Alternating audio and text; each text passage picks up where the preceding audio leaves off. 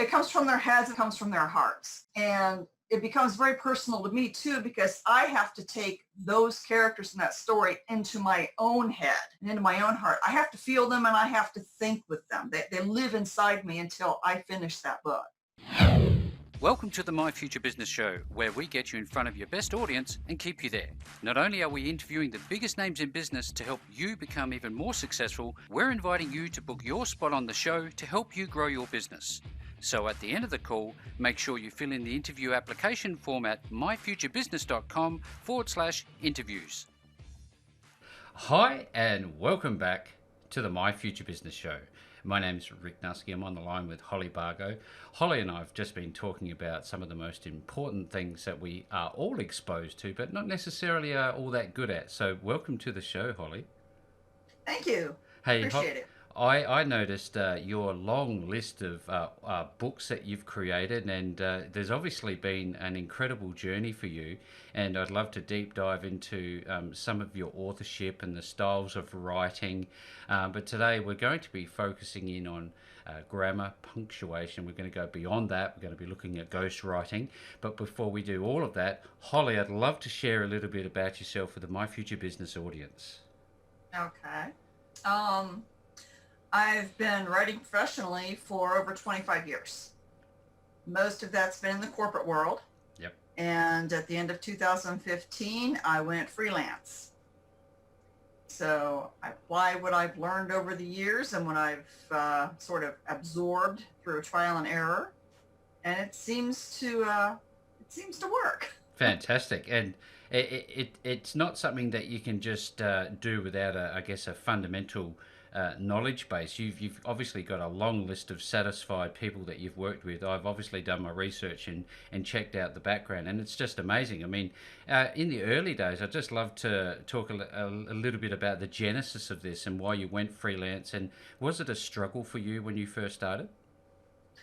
It was. I tried freelancing earlier and never really quite got off the ground. At the end of 2015, I lost my job. And what happened was every time I would go on an interview for another job, it just felt wrong. I didn't want to do it. Yeah. So I figured that I would perhaps get a few freelance gigs and see if I couldn't, generate a little income while I looked for a job. Mm-hmm. And when I did the freelance gigs, I decided that was what I wanted to do.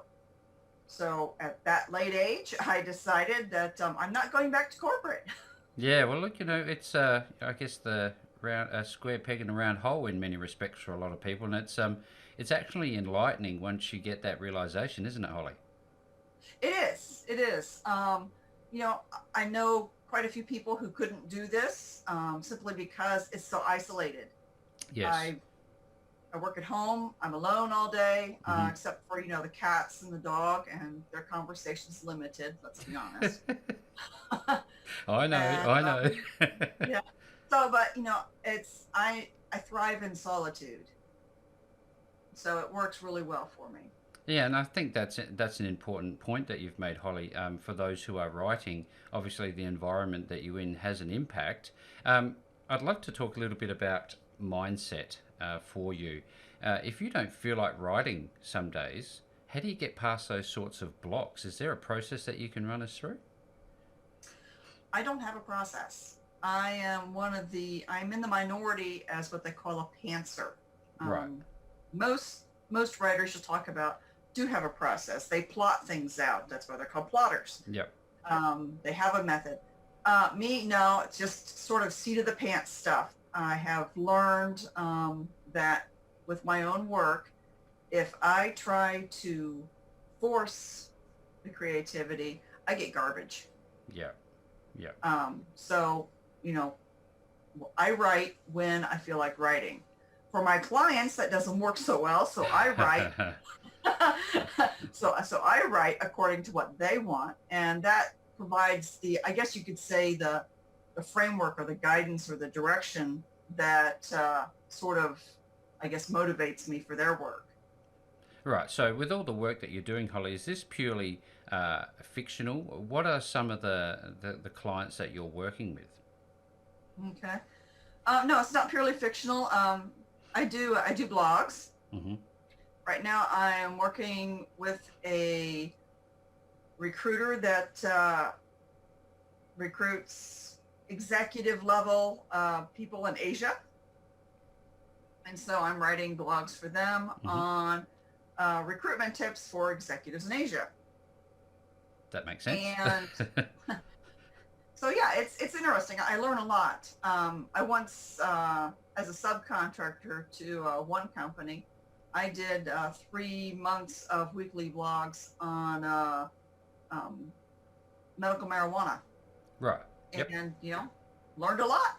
So yeah, I these kind of jobs really, they're interesting because I learned things I never knew before, and then I perhaps apply it to something else. So Yeah, I yeah, it seems to me that you'd have to always be on the cutting edge of knowledge, wouldn't you? Always researching. I'm always researching, always. Yeah. And it's not necessarily really deep research, because it's kind of hard to go really deep on something in 500 to 1,000 words. Yes, you're limited. There would Yeah. be, I suspect there would be an art. You'd have to write, then rewrite, condense down, and that would take some time. How long does it take you to normally, I guess, let's say we're talking about a blog post that was 1,000 words. How long would it take you to do your A research, thousand, a condense down? thousand word, yeah, 1,000 word blog post will take me around 3 to 4 hours. It's not bad, is it? I mean, that's pretty proficient considering that I would take a day. By comparison, at least. Well, I've learned to be very focused in my research. Yes. It's really easy when you're researching to get distracted by tangential topics, Hmm. and I am easily distracted, You're so I one have click learned away. to. I used. Do you remember the card catalogs at the Yes, libraries? I do. Yes, I Okay. do.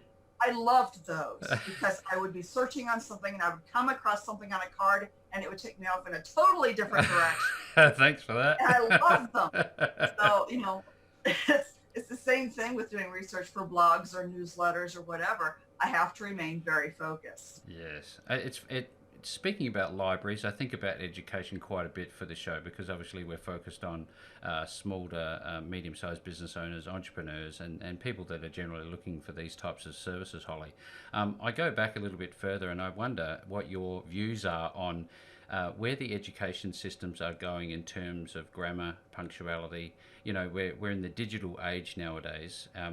How do you think the kids nowadays are being brought up through the schools? Are we going the right direction? Are we moving away too far from pen and paper? I think we're moving too far from pen and paper. I've seen it in my own children. They're adults now, Hmm. and when I look at their penmanship, granted, my penmanship after all these years is nothing to brag about, but it's it's kind of saddening. Yeah. They even when I see the books coming out today, especially from the independent authors, um, and I wonder, does anybody know how to use an apostrophe anymore? Really? Yes. I mean, Yes. it gets down to that basic, that basic stuff. Does okay, just because a word is important in a sentence doesn't mean it's supposed to be capitalized. Yep. Um, you know, Things like that. We've really gone beyond it. Um, I sent my kids to parochial school, and they still do a lot of things, what we would now consider the old-fashioned way with pen and paper. And they learned a lot of this stuff. Doesn't necessarily mean it's stuck, but they learned it. It's like the comparison between cursive and print, isn't it? That's another fine art form that's slowly but surely being lost, unfortunately, because I think it's a beautiful art form. It's really something that focuses one's attention. If you have to write something down and you know you're going to have to read it later, or someone else is going to have to read it later, Hmm. you pay attention to what you're writing. um, it's good to be clear. Think about it. Whether it's the Magna Carta, the U.S. Constitution, or the I Ching. Yeah. Um, those were written on paper. Hundreds or even thousands of years later, we can still read them. Still read them. Yep. The language will have changed, but we can still read them. Mm-hmm. This stuff with, texting and everything, it's gone. Yeah, it's a very important thing that we're talking about here, because through the eons of time, as we've just touched on, this is ancient material that we're referring to, and we've slowly evolved. Now it's almost as if we're devolving, isn't it? Because of the digital age. Yeah, I would agree with that. I hear or I see a lot of, I guess you could say, requests for proposals for writers who can provide infographics. I hate infographics. Mm-hmm. I Yep. really do. I can see using an illustration to help explain what you've written, but Of course, yes. but to use it instead of writing Mhm. is, to me, just a terrible thing to do. Yeah, I mean, they do say a picture tells 1,000 words, but I wonder how true that is, especially given that, when you can't read anymore because you've essentially dumbed it down, that's a real Right. problem for everybody, not just, a few people, all of us, especially if Right. we're going to be creating Mhm. content for your business.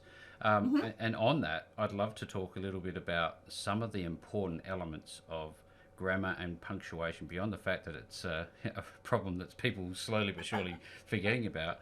When I want to write and I've had a limited education, let's just assume, what are some of the fundamentals that I should be focusing on, and where can I go to get help to learn these things if I need it? Okay. The fundamentals, your basic punctuation, periods, commas, that's those are the two things that, every sentence has. Drives the words, yep. Yep. And, to learn how to use them properly. My old standby is the Harbrace College Handbook. I used to have 2 or 3 copies of that. And don't ask me why. I was going to say, and this is the same book. I can But understand it. it was one of those things that, if you don't know, look it up, and, you look at the examples and then you extrapolate from that. I used to belong to a very large group on Facebook for writers. They had over 50,000 members or subscribers. Mm-hmm. And I guess you could say new authors or aspiring writers would come in all the time Mhm. with the same questions. Repeat. I mean, it was Groundhog monotonous. Day. I finally had enough. And it's like, look, you're asking me questions. You're asking the experts questions that you should have the initiative, to go out and do a little research on your own. Absolutely. You have Google these days. Yep. In my day, we had to go to the library. Oh yes, the physical place. We had to get out of the house and go somewhere. That's right. Exert a little effort on your own behalf and don't expect to pick everybody's brain for free. Yep. And it's become like that nowadays, doesn't it? Absolutely. Yeah, it's coming along. The next part will be, get off my lawn. Yeah, I think we're there. This is, I'm taking a lot of weight from this call, Holly, because I actually like writing. I've got a, pen next to me all the time. It's wonderful to be able to look on the screen and type and be proficient at that. But, handwriting skills are so, I believe, very important. Now, what is it like, you talked about not having a process before, but is there a sort of, like when you're doing some work for a customer, is there some sort of I guess a construct of how you develop the content for them? Typically, when I'm writing for a client, I ask that client to provide the topic. Right. If someone says, look, I want to write on business processes. Okay. What aspect of business processes? Because I could go in 1,000 different directions on that. Mm-hmm. So I need the guidance to tell me what direction you want to go on a topic, and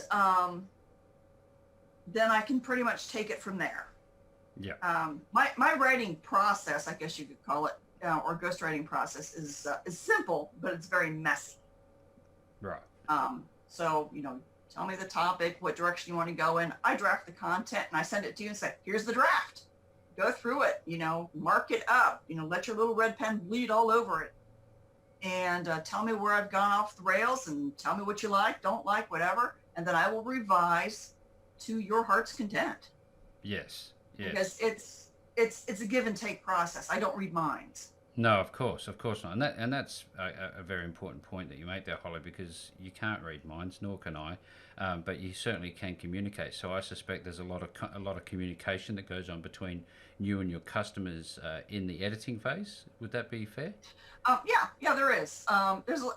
There's a lot of communication, not necessarily phone calls. It's usually conducted in margin comments. Mm-hmm. Yes, yes. I just had this little thing in Word pop up in my mind. Then I can see it. I know what you're talking about. Rick, this is not good enough. Try again. Yeah, so we go back and forth the margin comments, and someone will say, "Look, I want you, take a little more of this or emphasize that point," and I'll revise and I'll say, "Is this what you want? If not, let me know. I will revise again." So it's like I said, it's simple, but it's messy. Simple but messy. Yeah. For me, it works. Yeah. So. And you're doing obviously raw content creation. You're doing editing of the content that's provided to you by your customers and clients. Mm-hmm. What is the difference between that and ghostwriting? Okay. Ghostwriting is basically writing the content that goes out under the client's name. So I write something and it goes out under, John Q. Public's name. And I get no credit. And that's okay. I don't have an issue with that because I get paid for it. Yeah. Other times I'm hired to write and my byline goes on there, which is great too, because I still get paid for it because they hired me to do this. Yeah. So my ghostwriting is more or less, writing without recognition. Okay. And is this again? Can you write as a ghostwriter, both fictional and matter of fact content? Yep. You can do that. And, oh yeah. And I'd like to know, with the ghostwriting process, do you work with all types of people, or is there a specific niche that you focus on in your business? With ghostwriting, well, with fiction, it's I tend to write with people who have an idea, they have a concept, and perhaps they, and they have some notes, but they don't really have the time or the inclination to actually sit down and write out that manuscript. Yes. And that's for business, for the nonfiction, the business writing, that's, someone who has, we want a white paper on this. Yep. And then we'll go back and forth a little bit. These are the topics to include in the white paper, et cetera. And then, they kind of set me loose and I go. Fiction is with the client, I think, a lot more hands-on because that's their baby. Yes. That's what it's coming from here, isn't it? It comes from their heads and it comes from their hearts. Yeah. And it becomes very personal to me too, because I have to take those characters in that story into my own head and into my own heart. I have to feel them and I have to think with them. They live inside me until I finish that book. Yeah. So, it really is as much my book as theirs, as far as the process and the writing is concerned. And I suspect by the end you'd have a pretty strong relationship with your customers because of this journey that you're taking. Some of them, yes. Yes. Some of them, yes. Some, I could say, we've become friends. That's fantastic. It becomes a very intimate relationship with the book, with the story. Yes. Now, once we've gotten to that point, and we've got a body of work, let's call it, who guards the guard? Do you have a checking process for somebody to check your work, or is that just with your client and that's where it stops? when I ghostwrite for a client, especially if it's a long work like a novel, Hmm. um, the client is the second set of eyes, you know, because I tell everyone up front, I am not the best typist. You know, Me neither. I will run the grammar and spell check, and you know it doesn't catch all the errors. We all know that. Yep. So, you know, I tell them after we're finished, you know, and you know after we're finished, you've got a good rough draft. You've got a good draft, but it's still a draft. Yep. And I advise them to get a third party editor. You know, And that someone who makes can sense. That makes go sense. through, you know, bring that fresh perspective. Yeah. Yeah, that'd be the worst experience in the world if they finally released and there was some obvious errors or omissions that should have been in place. So and those happen. You know, they do happen. I did one book for a client, and somewhere in the middle of it, for some unknown reason, my brain apparently just went on the fritz that day. I switched to first person point of view in the middle of the chapter. Uh, You know, and neither one of us caught it. Just it was a good read. So I was like, oops.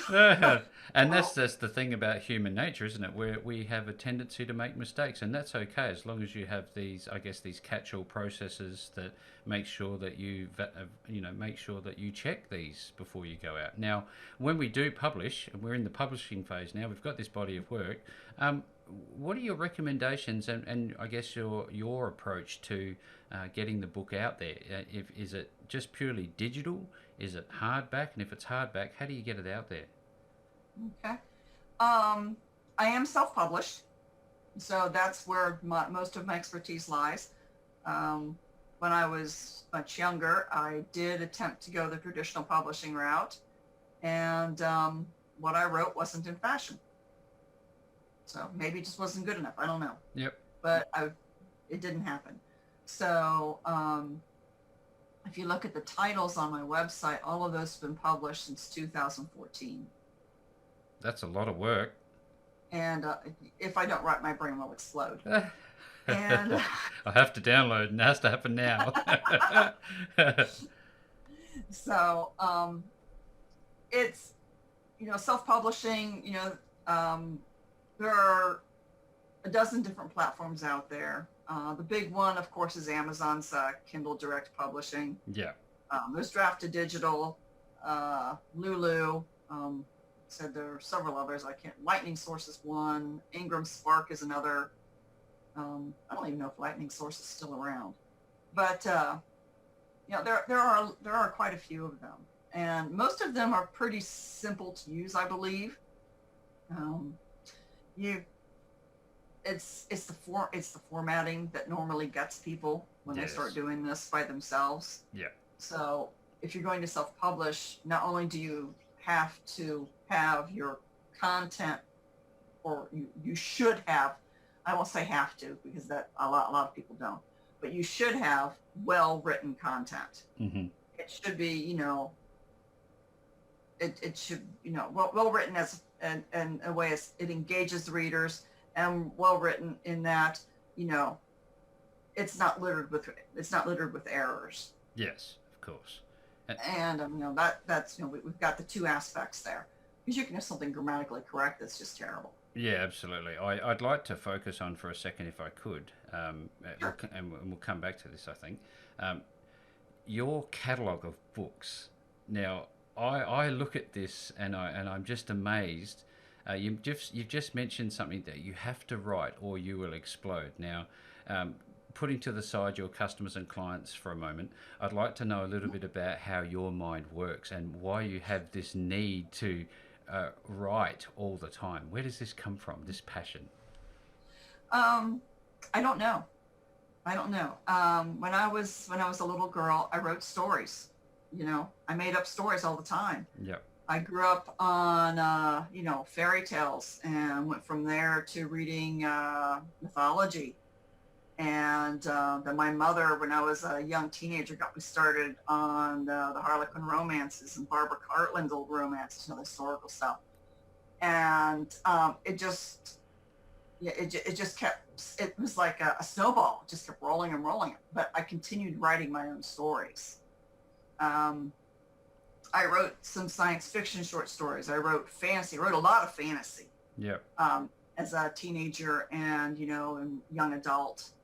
And it's something I grew to realize in these later decades that, that even in those stories, there tends to be a strong thread of romance. And I guess that's kind of where my heart lies, is under that romantic umbrella. Yes.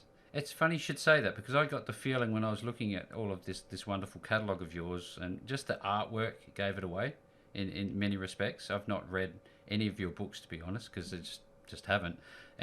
But I look at the catalogue and I think, how much is still to come from you? Are you currently in the process of writing more? I suspect you are, but what are you writing at? What are you writing at the moment?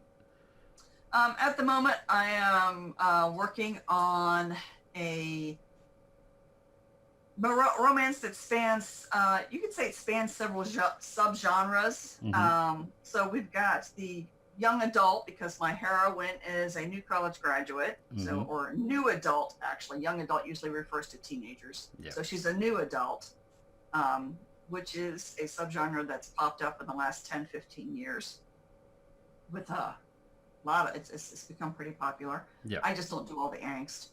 Angst makes me. That's a nice change. That's a nice change. Angst just, it really does. It makes my teeth itch. I can't, it's like whining. Makes your teeth itch. I haven't heard that before. That's a very interesting quip. I love it. I love it. So, anyway, so, it can it's in the new adult category. All right. My hero is a former Marine, so we can hit the military romance category. Okay. It takes, the hero, being a former Marine, has a few issues of his own, and he lives in the motorcycle club subculture. So we've got, excuse me. That's fine. Close the door.